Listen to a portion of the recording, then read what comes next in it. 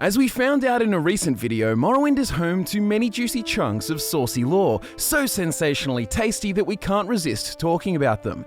One such nugget is this man right here. This man, on the surface, is unassuming as any Imperial in fine clothes may be.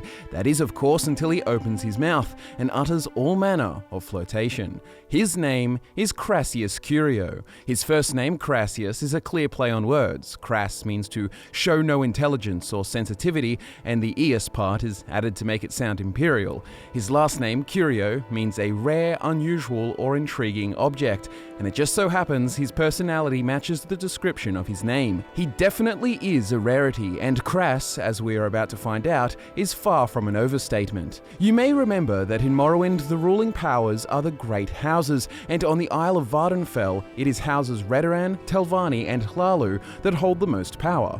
Of all the houses, House Hlaalu would be considered the most cosmopolitan. They benefited greatly from throwing their lot in with the Empire, positioning themselves as the economically and politically dominant house of the Third Era. House Hlaalu welcome Imperial culture and lore, and you can see this reflected in their non-Dunmer membership.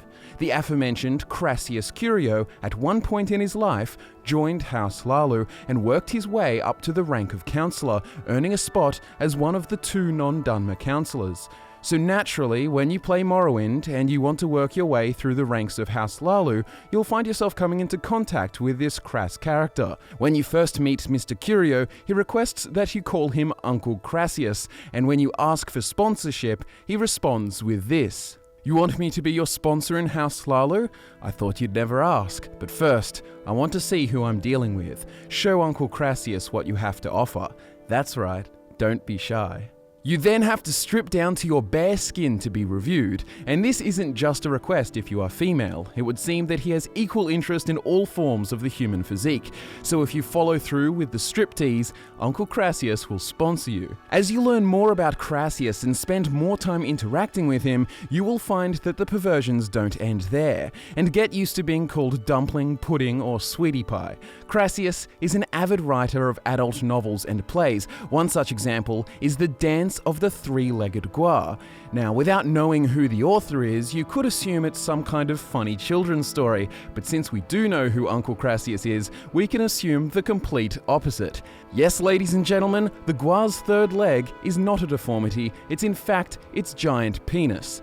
But the dancing phallic Gua is not the greatest of his tales, nor the most renowned. That honour is bestowed to the legendary story, The Lusty Argonian Maid. When you look at this tale, it's kinda hilarious. It reads like some poor porn acting, and he has self-inserted himself into the story as Crantius Colto, or should I say, Crantius totally not Crassius Colto. This character even speaks exactly like him, using the pet name Dumpling. The other character in the story is an Argonian maid, as you could expect, and her name is Lifts Her Tail. It's fairly explicit. The whole script is rife with poor sexual euphemisms, such as polish my spear in place of give me a hand job, and my goodness, that's quite a loaf, but however shall it fit in my oven, in place of I cannot fit your huge penis inside me. It's pretty cringe, to be honest, but for him, I guess it worked out because he earned Tamriel-wide renown for being a raunchy writer of sexual innuendo-ridden plays. However, Uncle Crassius here is not merely some perverted playwright. He is a councillor of the Great House Hlaalu and has a great many responsibilities and ambitions. Interestingly, this eccentric Imperial nobleman is actually one of the few in the Great House that fights against the corruption plaguing it. But he is also for House Hlaalu and is willing to instruct the deaths of opposing house members.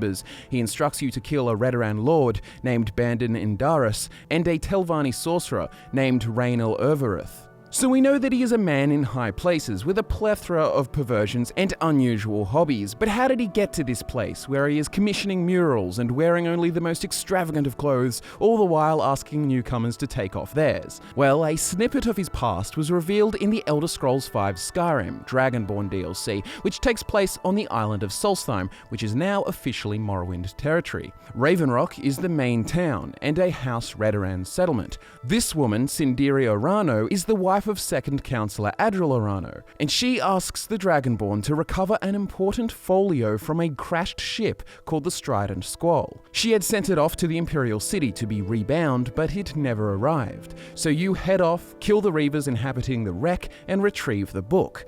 The book in question is the Lusty Argonian Maid folio, and if you read it, it's the same as the other versions, with the exception of a little dedication at the beginning that reads, "To the Orano family. When I showed up on your doorstep in Morrowind that day, I expected to be thrown back into the street and cast aside like some sort of vermin. Instead, you offered me into the warmth and safety of your home. For that, I will be eternally grateful. Please accept this rare folio edition of my work as a sign of appreciation for your kindness. Crassius Curio." So it seems at some point before Crassius was a House Hlaalu councillor, he was down on his luck, homeless, and the Orano family took him in and helped him back on his feet. And then look what happened. He became a councillor of a great house, accumulated riches, and wrote a lot of racy reading material.